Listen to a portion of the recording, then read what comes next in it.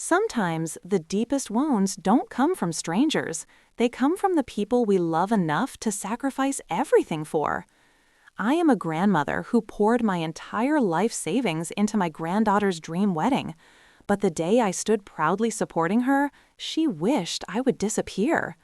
So I granted her wish.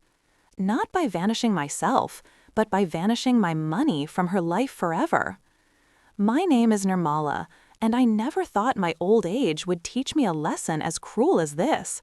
At 76, I believed I had seen every shade of human emotion: joy, loss, compromise, pride. But nothing prepared me for the moment my own granddaughter, whom I raised like a daughter, said she wished I would vanish.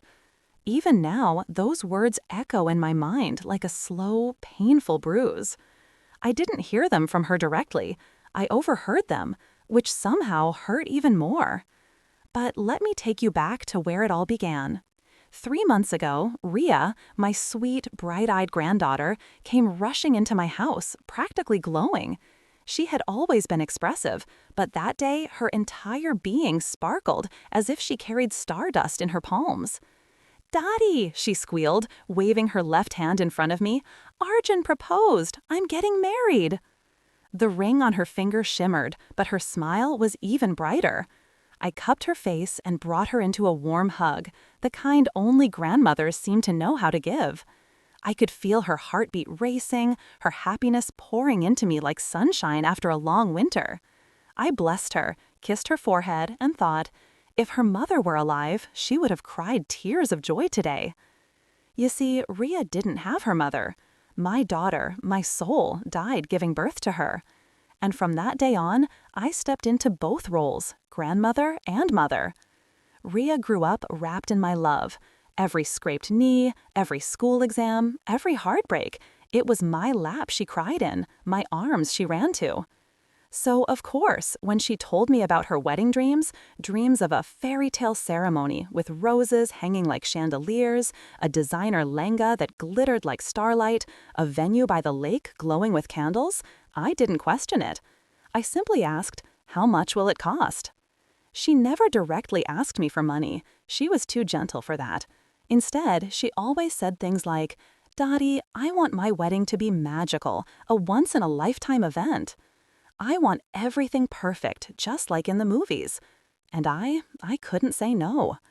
Maybe I was guilty, feeling that she had already lost her mother and I wanted her to have every happiness possible. Maybe I was foolish, an old woman softened by years of loving too deeply. Or maybe I was simply a grandmother, hoping my sacrifices would be seen, understood, appreciated. I used my savings, the money my late husband and I had kept aside for emergencies, for medical bills, for my funeral rituals, all of it. Each time I withdrew a large amount, my hands trembled slightly, but the moment I looked at Rhea's bright smile, every hesitation melted like snow in sunlight. "Dadi, you truly are my whole world," she'd say, hugging me tightly. And I believed her. God knows I believed her. But life has a strange way of exposing truths when you least expect it. 1 week before the wedding, I visited the venue to finalize a few details. It was a huge lawn, decorated with white drapes fluttering in the wind, fairy lights tangled across trees like fallen stars, and soft music playing in the background. I felt proud that I could give her this. As I walked closer, I spotted Rhea with her fiancé, Arjun. They were facing away, so they didn't notice I was nearby. I raised my hand to wave and call out, "Rhea Beta." But then I heard it, a tone I had never heard from her before. I froze. "Seriously, Arjun, I'm tired of Dadi interfering in everything," she said, sounding irritated. I stopped breathing for a moment. I thought I misheard. Rhea never spoke like this about me. Arjun murmured, "But she's paying for everything. We should be patient." Rhea let out a short, cold laugh. "Exactly. And because she's paying, she thinks she gets to decide everything. It's my wedding, not hers. I swear, sometimes I wish she would just vanish for a while. Old people and their opinions, ugh." A sharp sting spread across my chest, like someone had stabbed me with an icicle. My feet felt glued to the ground. My heart, which had been beating with excitement moments ago, now throbbed painfully. I wanted to step forward and ask, "Rhea, is this really how you feel?" But I couldn't. My voice died before it reached my throat. I softly turned and walked away. Silently, slowly, broken. In my hand, I held an envelope containing the last payment, 6 lakh rupees. Money she needed urgently. Money I had planned to hand over that very moment. But my fingers tightened around it. Something cracked inside me that could never be fixed again. I reached home and sat weakly on my bed. The house felt emptier than it ever had. The memories of her childhood danced around me like ghosts. Her tiny drawings pasted on the fridge, her laughter in the hallways, her small hands tugging on my sari. How could that little girl grow into someone who wished I'd disappear? That night, my phone buzzed. "Dadi, where did you go? We needed to make the payment. Can you transfer the money?" I stared at the message, my eyes burning. Another message came quickly. "Please hurry, Dadi. The decorator will cancel if we don't pay by tomorrow." The decorator's deadline mattered. The grandmother's heartbreak didn't.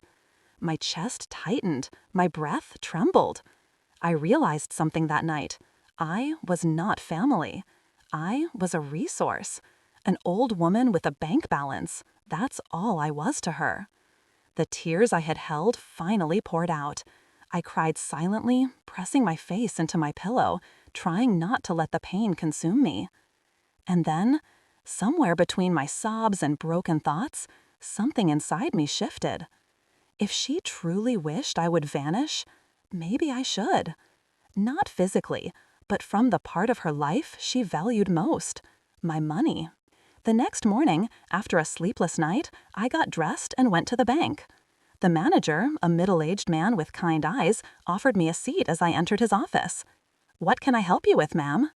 I looked him straight in the eye and said calmly, "I want to transfer all my funds to a new private account under my sole name, close my old accounts completely." He blinked in surprise. "All of them?" "Yes," I said, "every rupee." He waited for a moment as if expecting an explanation, but I only added, "It's a family matter." He nodded respectfully and proceeded with the process. As I signed the final document, a strange calm washed over me. No fear, no guilt, no hesitation, just clarity. For the first time in a long time, I was doing something for myself. I walked out of the bank lighter, emotionally, mentally, spiritually. At home, I replied to Rhea's messages with a simple line, "I'm a little busy, Beta. I'll send the money tomorrow." Her reply pinged instantly. "Dadi, please don't delay. Arjun's parents are already judging us." Judging? Of course. Her biggest fear wasn't losing me. It was losing face. I placed the phone aside and lay down on my bed. My old ceiling fan spun lazily above me, humming a tune that matched the heaviness in my heart. That night, I didn't cry. Not because it didn't hurt, but because something inside me had gone numb. She wished I would vanish. So I did. And soon, she would know what it felt like when my money vanished too. But the real storm came later, when the family realized I was truly gone from their plans and their wallets. The morning after I moved my money, a strange stillness filled my home. It wasn't sadness anymore. It was something colder, firmer, a quiet kind of strength I didn't know I still had at my age. My phone kept buzzing all morning. "Rhea, Daddy, payment today, right?" Then another message, just 5 minutes later. "Rhea, Daddy, can you please confirm? Planner is asking." I stared at the messages for a long time, just words on a screen, yet each one reminded me of my value in her world. Not love, not respect, just payment confirmation. Around noon, I finally typed back, "I'll come to the venue in the evening. We can talk there." She replied with a heart emoji, completely unaware of the storm she was about to walk into. When I reached the wedding venue that evening, the place looked magical. Rows of tiny golden lights, white flower arches, and a soft scent of jasmine in the air. I could see workers moving around, setting everything up with hurried hands. Rhea spotted me from a distance and ran toward me. For a moment, just a moment, I hoped she would hug me like always. But she stopped 2 steps away. "Daddy, thank God you're here. The decorator is asking for the last installment. Did you bring the payment?" Straight to the point. No "how are you?" No warmth, no apology. Just business.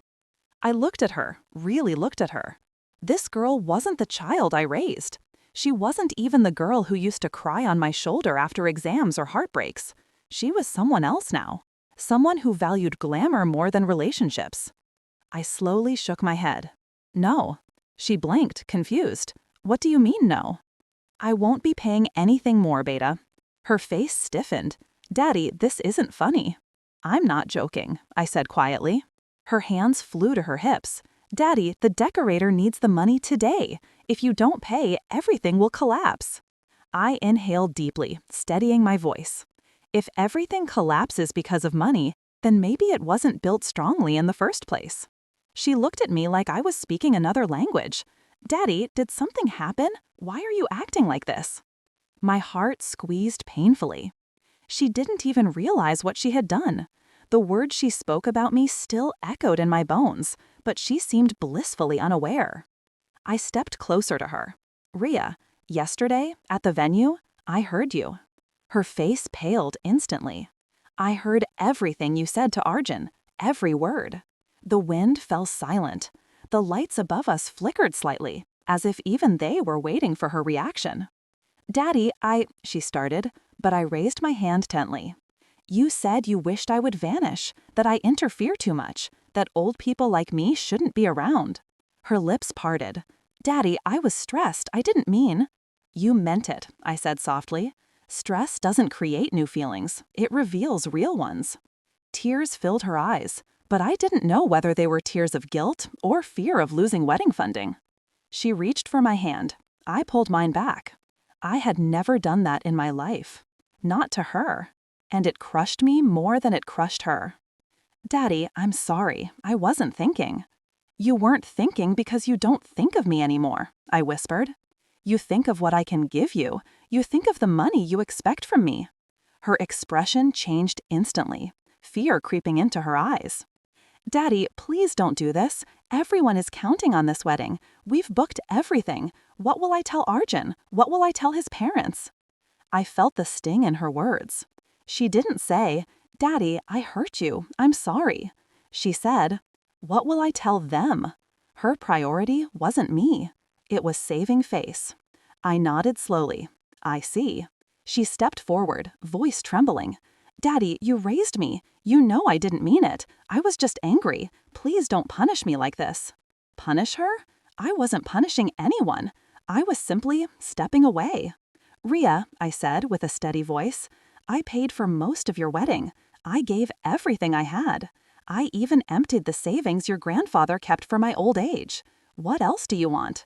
She wiped her tears aggressively. "Just this last payment. After that, I won't ask for anything." Ah, the last payment, the final piece of the puzzle. I felt something inside me harden. "I won't pay," I said again, firmly this time. Her face twisted. Anger, panic, disbelief, all mixed into one ugly expression I had never seen on her before. "You promised," she shouted. "No," I replied calmly. "I never promised to finance disrespect." Her tears dried instantly. Her voice turned sharp. "So what now? You'll just abandon me a week before my wedding?" "I didn't abandon you," I said, feeling a tear slip down my cheek. "You abandoned me the day you wished I would disappear." She stood frozen. The workers in the background kept moving, but the world around us felt completely still. Finally, she whispered, "Daddy, you can't do this. We don't have backup money. Arjun's parents will think my family is irresponsible." "Let them think what they want," I said. "I won't buy your dignity for you." She stared at me, shaking. "So that's it? You're choosing your ego over my marriage?" I smiled sadly. "No, Beta. I'm choosing my self-respect over your entitlement." Her jaw clenched, and in that moment, something broke in her too. But it wasn't love. It was control. She stepped back. Fine, she said coldly. If you want to ruin everything, do it. I'll find money myself, but don't expect me to come running back later. A tremor ran through my hands. I never expected you to run back. I only expected you to care. She turned away angrily. Just leave, Daddy. Those words sliced through me. I walked away slowly, with each step feeling heavier than the last. My knees trembled, my heart ached, but I didn't stop. When I reached the gate, someone called out, "Mrs. Nirmala." I turned. It was Arjun's mother, Mrs. Mira, a woman who always had a judgmental glint in her eyes. She walked toward me briskly. "I heard there's a problem with the payment," she said. "Are you not paying?" I looked at her emotionless face and answered simply, "No." Her eyebrows shot up. "But you agreed to cover everything. How can you just back out?" I stared at her, wondering why strangers always had the confidence to question old people like they owed explanations. "I didn't back out," I said. "Your future daughter-in-law pushed me out." She frowned, clearly confused. "What do you mean?" "It's a family matter," I said as I walked away, "and I will deal with it with my family." But deep inside, I knew my family was no longer really mine. That night, Rhea didn't call, didn't message, didn't check on me. Silence. Heavy, deafening silence. The next morning, however, the storm arrived. Around 8 a.m., someone banged aggressively on my door. Bang, bang, bang. I slowly walked to the door, opened it, and saw Rhea, Arjun, and his parents standing outside, faces stiff, angry, demanding. Rhea looked like she hadn't slept. Mascara stains clung to her cheeks. Arjun's father stepped forward. "Mrs. Nirmala, we need to talk." I nodded quietly and opened the door wider. They stepped in like investigators walking into a crime scene. Arjun's mother spoke first. "We hear you are refusing to pay the remaining wedding expenses." I nodded. "Yes." Her nostrils flared. "Do you realize the consequences? All bookings are made. Guests are invited. What do you expect us to do now?" Rhea burst out crying. "Daddy, please, you're embarrassing me." I looked at her, really looked at her, and I felt nothing but sadness. "Beta," I said softly, "if you felt embarrassed at the thought of losing money, why were you not embarrassed when you wished I would disappear?" Her face twisted with shame. Arjun looked confused. "What is she talking about?" Rhea's voice cracked. "Arjun, I didn't mean it. I was just venting." Arjun's father stepped forward stiffly. "Mrs. Nirmala, please don't bring emotional drama into this. Weddings require money. You agreed to support your granddaughter. You must honor that commitment." I lifted my chin. For the first time in days, I felt my spine straighten. "No," I said. "There is no must when respect is missing." Arjun's mother scoffed. "So, you want to ruin your own granddaughter's wedding?" I shook my head slowly. Her words ruined our relationship, not me. The silence that followed was tense, thick enough to suffocate. Finally, Arjun spoke. "We need the money. If you can't give it, just say it plainly." I met his eyes. "I won't give it." Rhea gasped. Arjun blinked. His parents exchanged glances. Then Arjun said something that sealed everything. "Well, if she can't pay, maybe we need to rethink this marriage. My parents won't approve a ceremony that looks cheap." Rhea's entire face shattered. Literally shattered. She turned on him. "Arjun, what are you saying?" He shrugged. "I told you. Your daddy was your responsibility. If she's going to create drama now, how will this marriage work?" Arjun's mother added coldly, "Relationships need stability, financial stability." Their words hit her harder than mine ever did. In that moment, Rhea finally saw the truth. The people she tried so hard to impress didn't care about her either. She was just a bride, a project, a responsibility, a financial deal. Her shoulders slumped, tears streamed down her face. And for the first time, she looked at me with real fear. Not fear of losing money, but fear of losing everything. She whispered, "Daddy, what do I do?" I looked at her gently, softly, like a grandmother again. "Beta, maybe you should start by choosing people who value you, really value you." Rhea collapsed onto my sofa, crying uncontrollably. And that was the moment Rhea sat on my sofa, crying like a child, like the same little girl who once ran to me after scraping her knee. But now the wounds weren't on her skin. They were deeper, cuts made by words, expectations, and the painful reality of the people she had surrounded herself with. Her sobs shook the quiet morning air in my house. Arjun and his parents stood stiffly, awkwardly, almost irritated, watching her cry, as though her emotions were an inconvenience instead of a cry for help. Arjun exhaled impatiently. "Rhea, please stop crying and think rationally." She looked up at him with swollen eyes. "Rationally? You just said we should rethink the wedding." Arjun shrugged coldly. "I said maybe. You're blowing everything out of proportion." His mother crossed her arms. "Rhea, dear, men sometimes say things in frustration. You should be more understanding." I couldn't stop the small, bitter smile from forming on my lips. Understanding. Of course, women were always expected to understand everything. Every insult, every neglect, every slap of disrespect. But their tears, their hearts, their dignity, those rarely made the priority list. Rhea wiped her face and looked at Arjun, really looked at him, like she was seeing him for the very first time. "Arjun," she whispered, her voice cracking, "if Dadi hadn't paid for everything, would you still want to marry me?" His silence was the loudest answer of all. Arjun didn't respond. He couldn't, because the truth was ugly, and he knew it. Rhea's face crumbled again. "I can't believe this." Arjun's father stepped forward, his voice firm and cold. "Look, both families need stability. If you cannot guarantee your side, how can we proceed? A marriage is a partnership." I stared at him, unimpressed. A partnership based on money is not a marriage, it's a transaction. Arjun's mother frowned. "Mrs. Nirmala, we're trying to talk like adults here." "And I replied softly, "am trying to protect my child." Rhea pressed her hands to her face again, shaking from head to toe. I gently sat beside her, placing my hand on her back.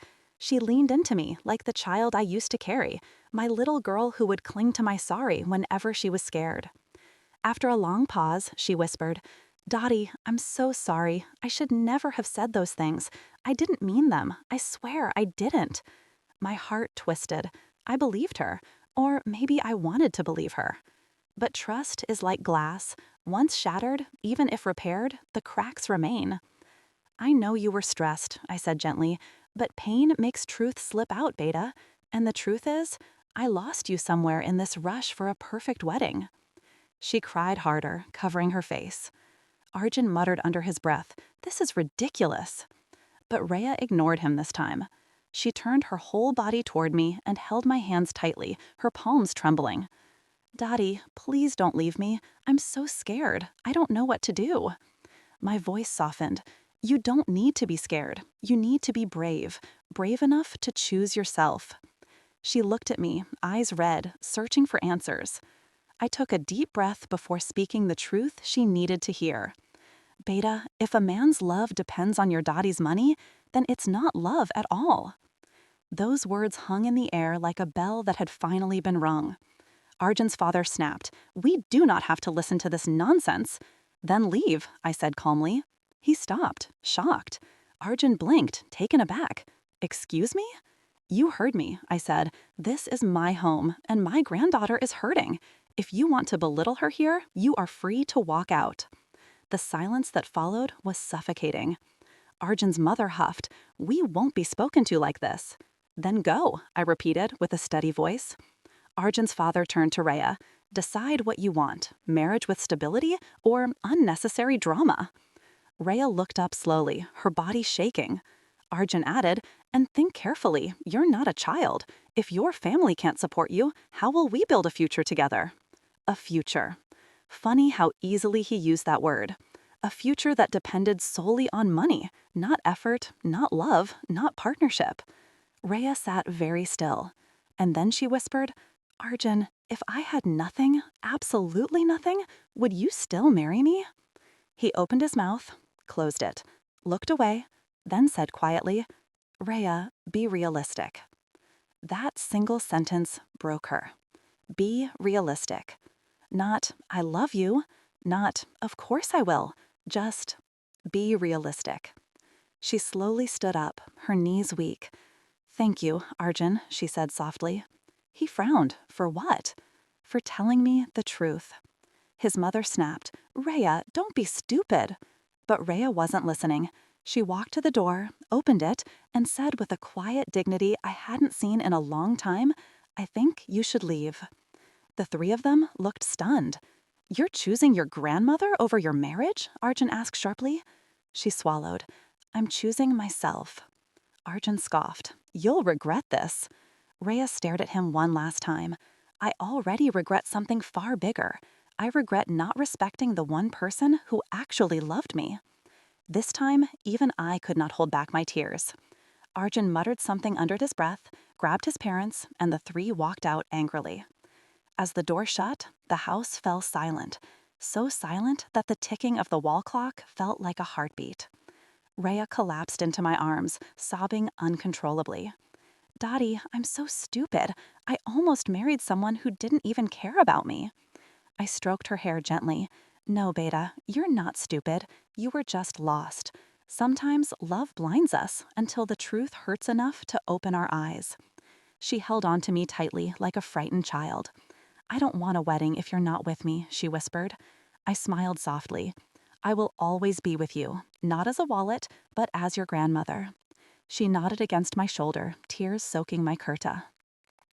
That night, she refused to go back to her apartment.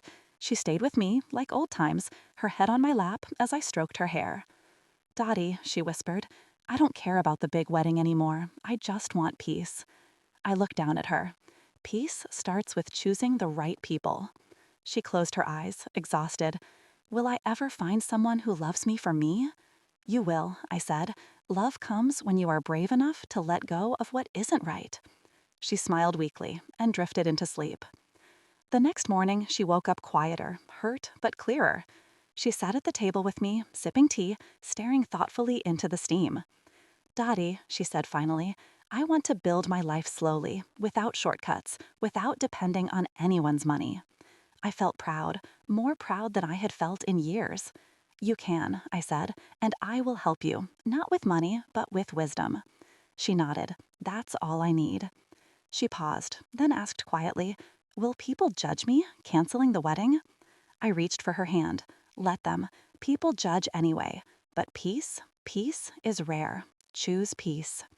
She took a deep breath and wiped away the last of her tears. And then she surprised me.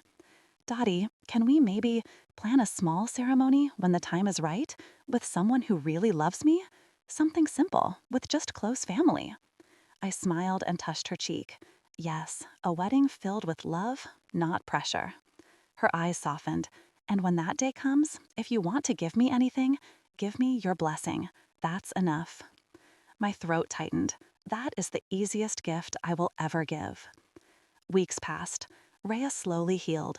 She focused on her job, went to therapy, rebuilt her self-esteem, and rediscovered who she was outside of expectations and glamour.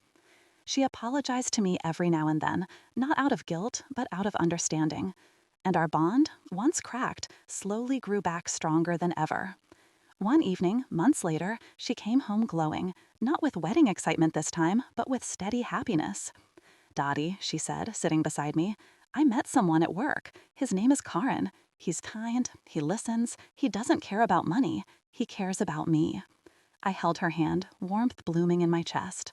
Then keep him close. She smiled shyly. I want you to meet him soon. I nodded. Whenever you're ready. This time, there was no rush, no pressure, no glamour, just two hearts moving at a gentle, honest pace. Months later, Rhea married Karan in a tiny ceremony in our backyard. A total of 12 people, some marigold flowers, soft music from a Bluetooth speaker, and Rhea in a simple pastel sari. She looked more beautiful than she had ever looked in all the expensive outfits she once obsessed over. Before the ceremony, she came to me, held my hands, and whispered, Dadi, I didn't wish for you to vanish. I wished for wisdom, and God gave me you.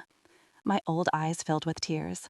I placed my hand on her head, and I will always be here, for you, with you.